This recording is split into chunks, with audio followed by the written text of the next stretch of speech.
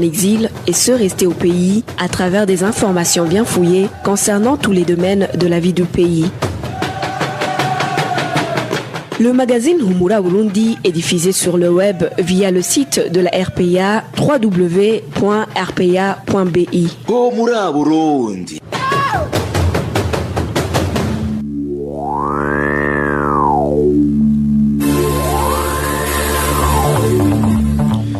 Mesdames et messieurs, bonsoir et bienvenue au magazine Humura Burundi de ce dimanche 9 août 2020.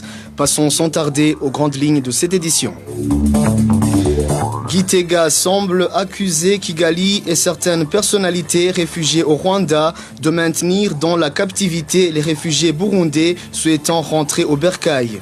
C'est au moment où les réfugiés vivant en Tanzanie dénoncent le silence radieux de Gitega face aux cris d'alarme qu'il pousse incessamment à cause d'innombrables cas d'assassinat et d'enlèvement dont ils sont victimes. Les parents des élèves du lycée communal de Vitezi dénoncent l'impunité des abus sexuels commis par un enseignant de ce lycée contre ses propres élèves. Et dans la rubrique Uwahuka, nous revenons sur les conséquences néfastes des discours divisionnistes et haineux. Tout de suite, le développement des titres avec Trésor Nyongabo à la présentation et Aimé Steve Nyungeko à la manette.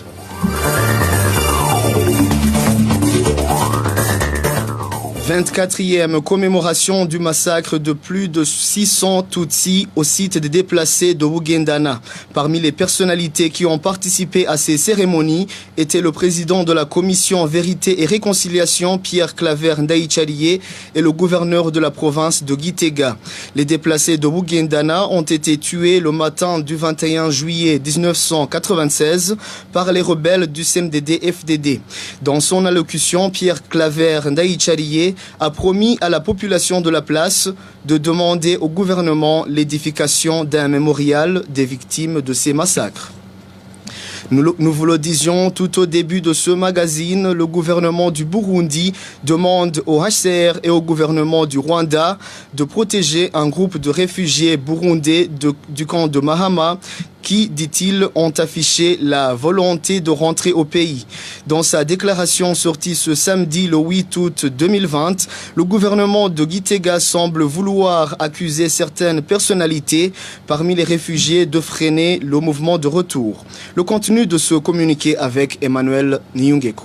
Le gouvernement du Burundi, via son porte-parole Prosper Ntagwamiye, a déclaré qu'il a reçu la correspondance qu'un groupe de réfugiés a adressée au président de la République, Evariste Ndayishimiye, faisant état de leur volonté de rentrer au pays. Dans un communiqué sorti ce samedi, Gitega notifie qu'en date du 26 juillet cette année, 331 Burundais vivant dans le camp des réfugiés de Mahama ont saisi le numéro 1 burundais à travers une lettre lui sollicitant son implication dans leur rapatriement au pays d'origine, dans la dignité et dans la légalité. Ces réfugiés burundais avaient déclaré que la cause de leur exil n'existait plus, qu'ils désiraient donc rentrer au pays. Le gouvernement du Burundi demande au HCR et le gouvernement du Rwanda de protéger physiquement les 5 réfugiés signataires de la lettre qui ont sollicité la mission diplomatique au Burundi à Kigali, dénonçant les menaces subies de la part de Marguerite Barankitse, fondatrice de la maison Shalom. Le gouvernement du Burundi exhorte alors le Rwanda et le HCR de lever tout obstacle artificiel visant à maintenir les Burundais dans les camps des réfugiés contre leur regret. Il sied de rappeler que les 10 réfugiés sont reconnus et assistés dans le cadre de la Convention de 1951 relative au statut des réfugiés. Ils sont entre les mains du pays hôte et du Haut-Commissariat des Nations Unies pour les réfugiés. Dans ce communiqué, Gitega semble accuser Kigali de prendre en captivité les réfugiés burundais qui souhaitent rentrer au pays. Le gouvernement de la République du Burundi interpelle le HCR et le gouvernement hôte d'éviter que ces derniers soient pris en otage pour des raisons politiques. Le porte-parole du gouvernement burundais ajoute que Gitega est prêt à accueillir chaleureusement et dignement les réfugiés burundais qui rentrent au bercail. Toutefois, la lettre adressée au président de la République, Evariste Ndayishimiye, a été émaillée de nombreuses irrégularités. Beaucoup de noms figurant sur la liste des réfugiés qui veulent rentrer appartiennent à des personnes décédées. D'autres n'ont jamais mis le pied au camp des réfugiés de Mahama. Ceux qui n'ont jamais quitté le Burundi et même des noms de des enfants qui ont été enregistrés à l'école sans le consentement de leurs parents. De son côté, Kigali annonce qu'il n'a pas intérêt à empêcher les réfugiés de rentrer chez eux. Quant au HCR, il avait appelé tous les réfugiés qui désirent rentrer à exprimer leurs requêtes auprès de lui.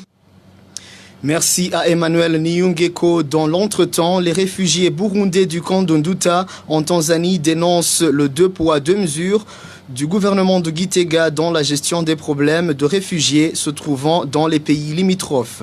Ces réfugiés disent ne pas comprendre la position de ce gouvernement par rapport aux réfugiés du Rwanda, alors que ceux se trouvant en Tanzanie ne cessent de crier qu'ils sont victimes d'assassinats et d'enlèvements. L'élément sonore n'est pas encore disponible, nous allons y revenir dès que possible.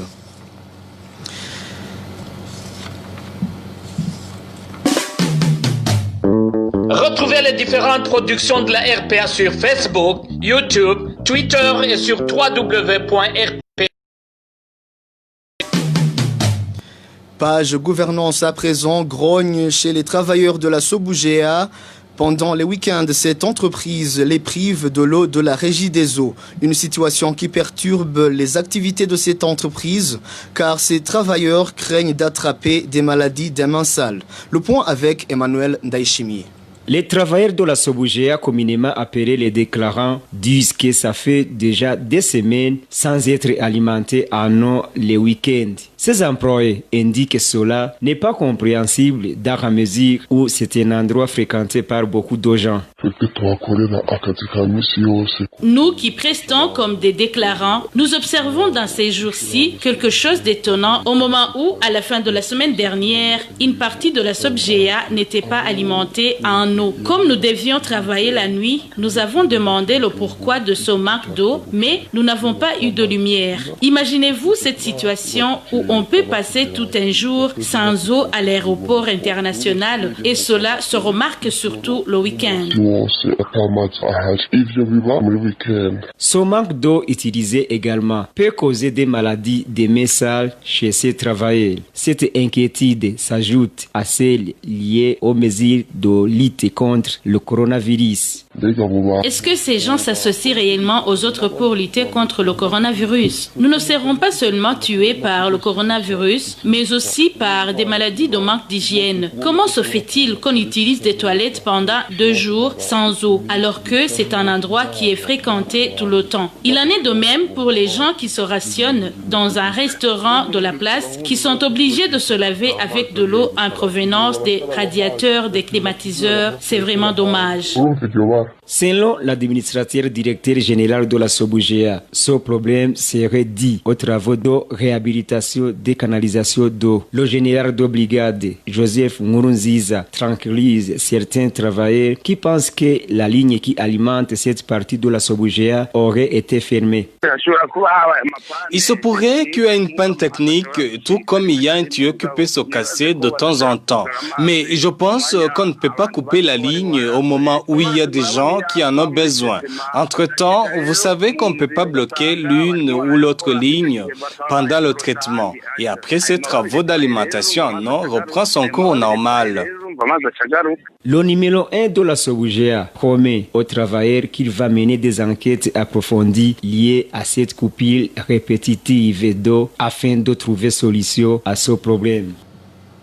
Emmanuel Ndaïchimi, vous l'avez entendu dans les titres de cette édition, les parents des élèves du lycée communal Vitezi, zone Gassibe, commune Matana de la province Bururi, demandent que l'enseignant du nom de Jean-Claude Bizohera, reproché d'abuser sexuellement ses élèves, soit sérieusement puni. Cet enseignant est accusé d'avoir engrossé 2 élèves, mais n'a jamais été inquiété. Rachel Kagissier pour plus de détails. En 2017, l'enseignant Jean-Claude Bizohera du lycée communal d'Obitezi a engrossé une fille qui était en 8e année à ce lycée. Nos sources à cet établissement révèlent qu'il dispensait le cours de français à cette époque.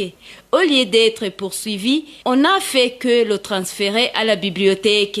Certains parents d'élèves à ce lycée indiquent qu'il a pourtant continué à abuser sexuellement les élèves. Au cours de cette année scolaire écoulée, cet enseignant a encore une fois engrossé une autre fille. Mercredi de cette semaine, cette fille a emmené le nouveau-né chez Jean-Claude Bizohera. Il y a rencontré la première fille qui a amené à son tour un deuxième enfant de cet enseignant. À leur première vue, l'enseignant a pris fuite. Ce qui est grave, mercredi de cette semaine, 2 filles sont venues avec leurs 2 nouveaux-nés. Elles avaient pour but de laisser ces enfants chez Bizohera. Des gens ont alerté et le frère de Bizohera a appelé des autorités collinaires, puis il a chassé ces 2 filles. Bizohera a refusé les accusations portées à son égard. Nos sources sur la colline Bitezi, zone Gasibe, commune Matana, disent que les administratifs n'ont rien fait pour venir en aide à ces 2 filles. Les parents demandent que justice soit faite. Les administratifs ont demandé à ces filles de retourner chez elles. Nous avons alerté auprès des administratifs collinaires, mais cet enseignant n'a pas été inquiété. Nous pensons qu'il est protégé car c'est un Imbonerakure. Toutefois, nous les parents, nous demandons et supplions que Bizohera soit arrêté et que la justice fasse son travail. On a essayé de joindre Jean-Claude Bizohera, mais son téléphone portable était éteint. De son côté, Albert Nigendako, le chef de la colline Bitezi, nous a signifié qu'il a déjà transmis le rapport à ses autorités hiérarchiques.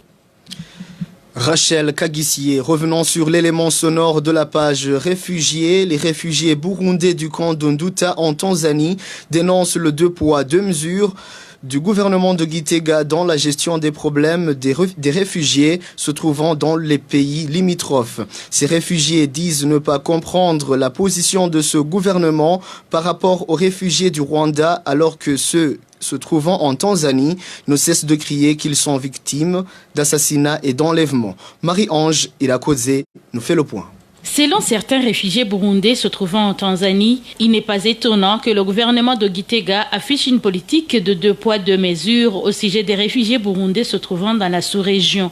Pour ces réfugiés, par exemple, le gouvernement d'Ondayishimiye sait très bien que, peu importe quand ou comment, il peut avoir accès aux réfugiés burundais se trouvant dans n'importe quel camp en Tanzanie. Ce qui fait que, selon ces réfugiés, Gitega ne se montre jamais préoccupé par ces Burundais. Nous sommes dans les mains du gouvernement burundais. C'est pourquoi il ne peut pas plaider en notre faveur. Tout ce qu'il veut faire ici en Tanzanie, il le fait librement.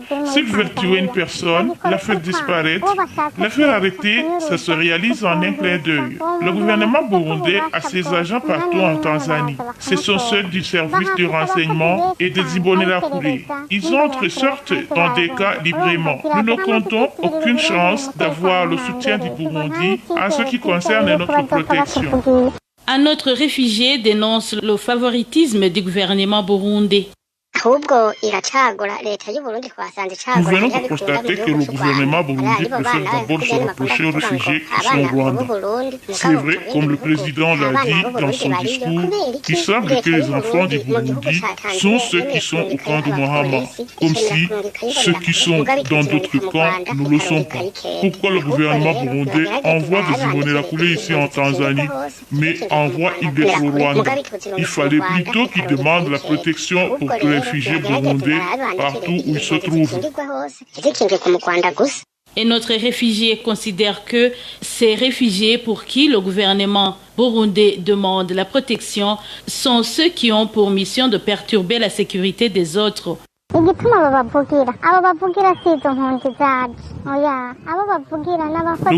burundais ne plaide pas en faveur de tous les réfugiés qui sont au Rwanda. Pas du tout. Je pense bien qu'il plaide pour ces agents qui ont pour mission de perturber la sécurité des autres réfugiés.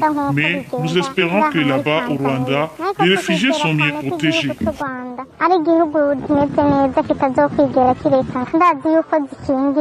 Pour rappel, c'est la Tanzanie qui héberge le plus grand nombre de réfugiés burundais, des réfugiés qui sont régulièrement victimes d'assassinats, d'enlèvements et de viols. Merci à Marie-Ange Irakoze pour ce reportage. Une courte pause et parlons santé. Le Burundi a déjà enregistré 408 cas de Covid-19 jusqu'au 7 août 2020. Selon le ministère de la Santé et de la lutte contre le sida via son canal de mise à jour de la situation épidémiologique du Covid-19, 217 de ces cas ont été retrouvés au cours de la campagne de dépistage qui a débuté le 6 juillet. Et sur les 17 306 prélèvements effectués depuis le début de la pandémie au Burundi, 14 691 l'ont été pendant la campagne. Selon le ministère de la Santé, actuellement les cas actifs sont au nombre de 92. Officiellement, une seule personne est décédée du Covid-19. Et les 4 journalistes du groupe de presse Iwachu totalisent 9 mois et 18 jours à la prison de Bubanza. Le tribunal de grande instance de Bubanza et la cour d'appel de Nahangwa les ont condamnés à un emprisonnement de 2 ans et demi ainsi qu'au paiement d'une amende d'1 million chacun. Christine Kamikazi, Agnès Ndirubusa, Terence Mozenzi et Egide Harerimana ont été arrêtés dans la commune Musigati de la province Bubanza alors qu'ils s'y rendaient pour enquêter sur les combats qui opposaient ce jour-là les forces régulières et les rebelles. Ces journalistes ont été condamnés pour tentative impossible de complicité à l'atteinte de la sécurité intérieure de l'État. Les associations des défenseurs des droits humains nationales et internationales ne cessent de plaider pour la libération de ces journalistes qui, selon elles, ne sont victimes que de leur métier. Et comme promis, dans la rubrique Uwaruka de ce dimanche, nous allons revenir sur les discours divisionnistes et haineux qui appellent les Hutus à haïr les Tutsis. Les invités vont parler des conséquences des discours pareils sur la société et ce qui devrait être fait pour les éviter. La rubrique Uwaruka vous est présentée par Clovis Nyonzima.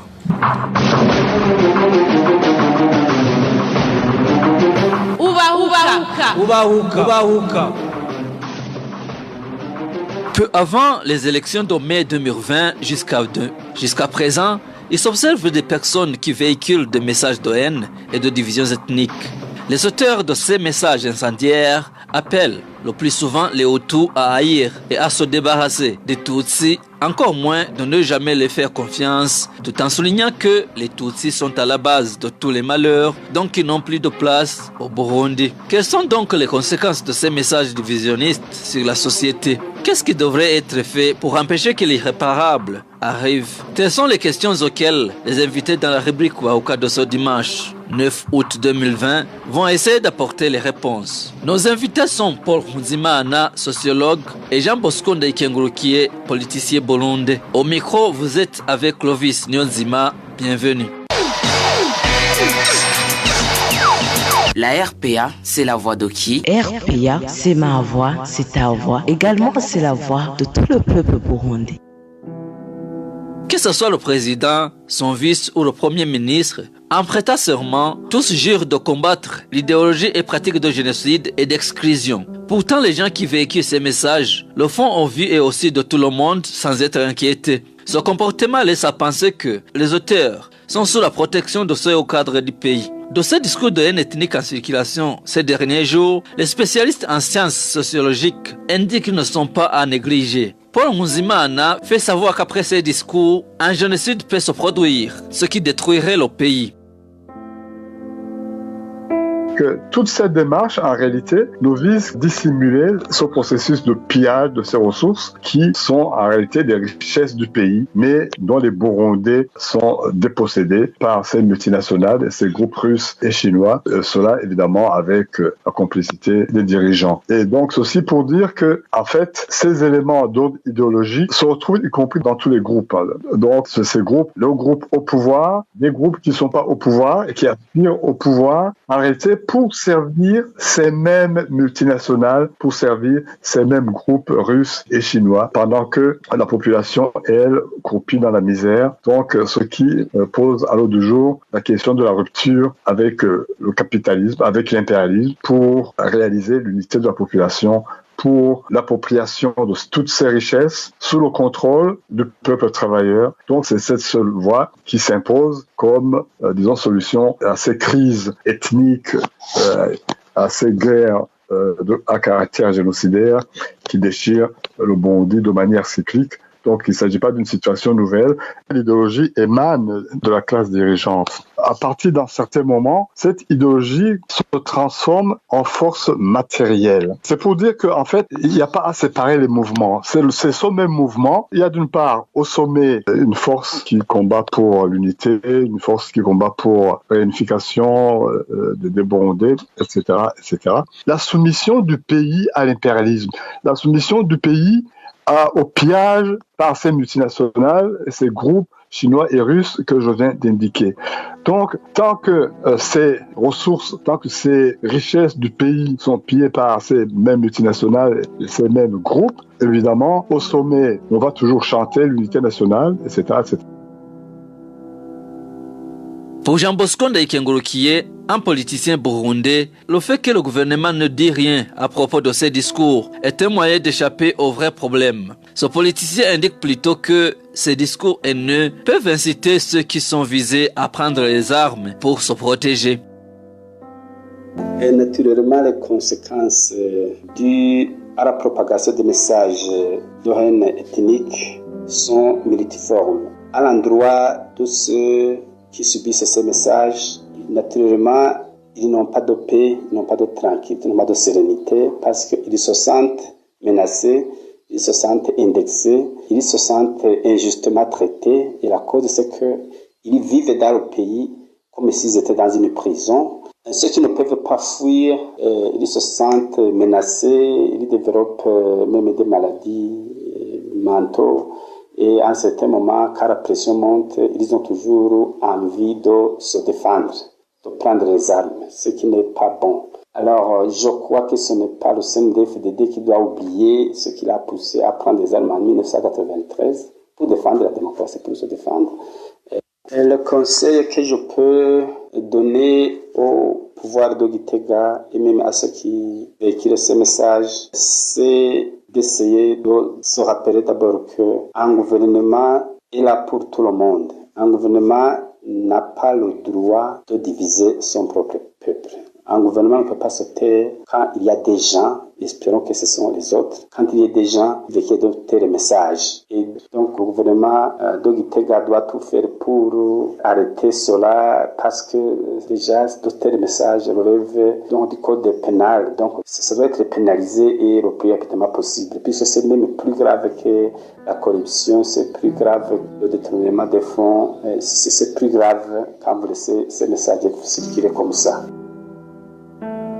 Le sociologue Paul Nkunzimana, de son côté, lui, indique que derrière ces discours divisionnistes et de haine ethnique, il y a une dissimulation de la volonté de rester au pouvoir pour continuer à prendre tout ce qu'ils veulent dans le patrimoine de l'État.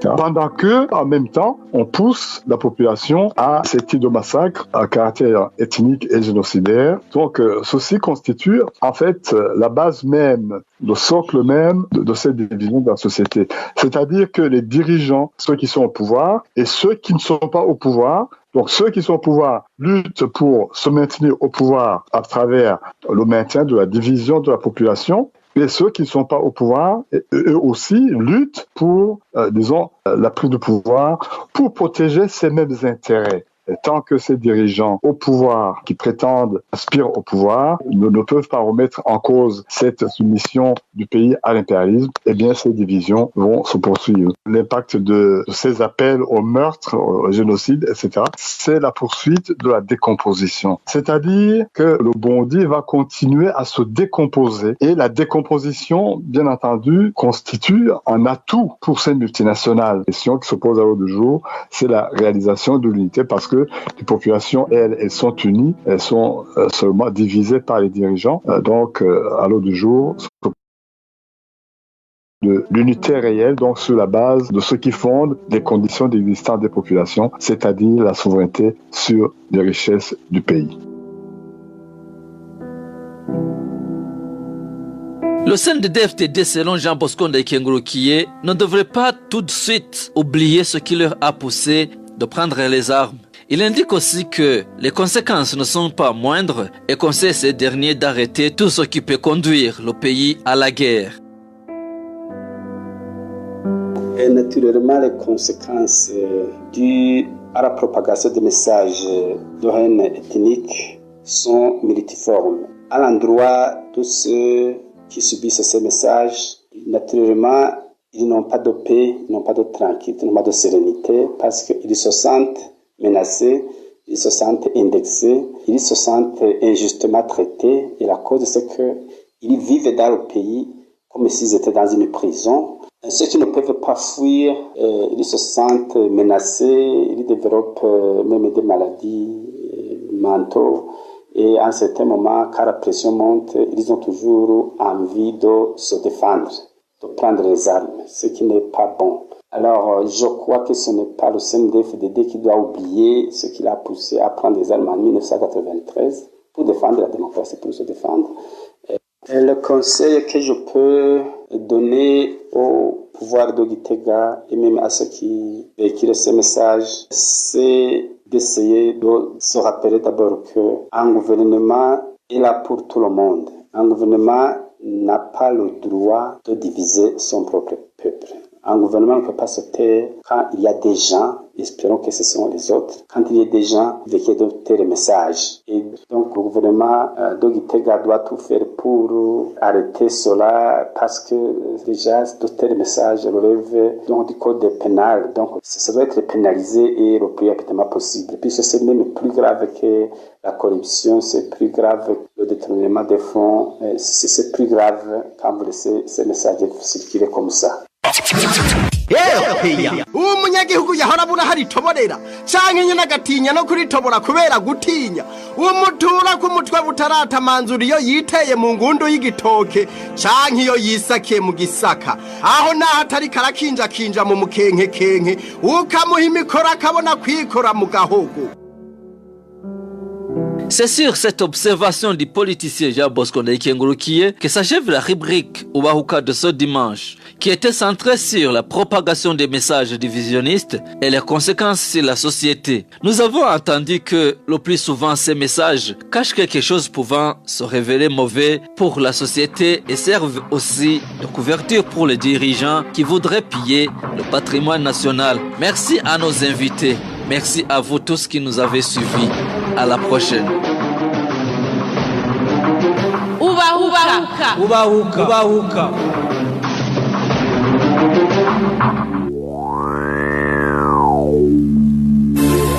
Merci à Clovis Nyonzima pour la rubrique Ubahuka et c'est par ici, chers auditeurs de la RPA, que nous mettons un point final à cette édition. Merci de nous avoir prêté une oreille attentive. À la présentation étaient Trésor Nyongabo et Aimé Steve Nyongeko à la réalisation technique. Passez une excellente soirée dominicale partout où vous êtes.